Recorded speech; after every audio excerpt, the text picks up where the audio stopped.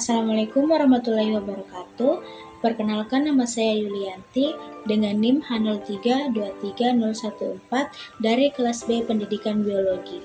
Nah, di sini saya akan menjelaskan mengenai proses fertilisasi atau pembuahan.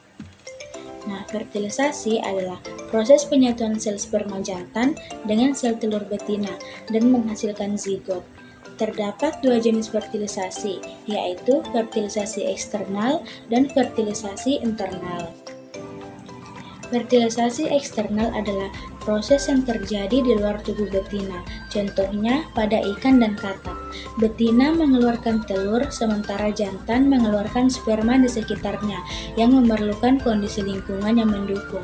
Sedangkan pada fertilisasi internal itu terjadi di dalam tubuh betina, seperti pada mamalia dan reptil. Sperma masuk ke sel telur melalui alat kelamin betina, dan hanya satu sperma yang diperlukan untuk pembuahan. Selanjutnya saya akan membahas mengenai proses fertilisasi.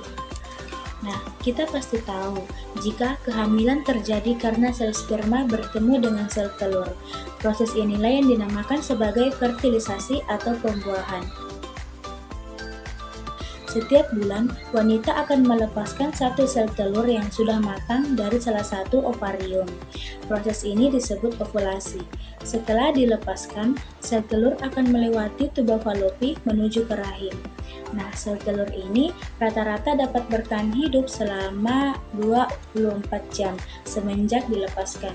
Sehingga pada waktu ini, sel sperma harus membuahi sel telur agar terjadi kehamilan. Jika tidak ada sel sperma yang membuahi sel telur, maka sel telur akan hancur dan terjadilah menstruasi. Jutaan sperma dihasilkan dalam sekali ejakulasi pada saat puncak senggama. Sesaat dipancarkan di dalam mulut rahim, sperma akan bergerak ke rongga rahim untuk mencari sel telur yang telah matang dan siap untuk dibuahi. Dari jutaan sperma yang dipancarkan, hanya satu yang dapat mencapai dan hidup di indung telur. Nah, sperma kemudian mempenetrasi ke dalam sel telur, kemudian mengkombinasikan materi genetiknya dengan sel telur dalam proses yang disebut sebagai pembuahan. Dari genetik sel sperma dan sel telur, kemudian dilakukan penggabungan. Disinilah jenis kelamin ditentukan. Jika sperma yang berhasil membawa sel telur membawa kromosom Y, maka embrio berjenis kelamin laki-laki. Sedangkan sel sperma membawa kromosom X, maka embrio akan berjenis kelamin perempuan.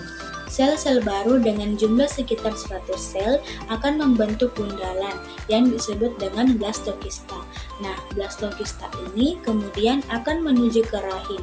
Setelah itu, blastokista akan menempel di dinding rahim yang kemudian berkembang menjadi embrio dan plasenta dan terus berkembang menjadi janin. Demikianlah video singkat saya mengenai proses fertilisasi atau pembuahan. Kurang lebihnya mohon dimaafkan. Wassalamualaikum warahmatullahi wabarakatuh.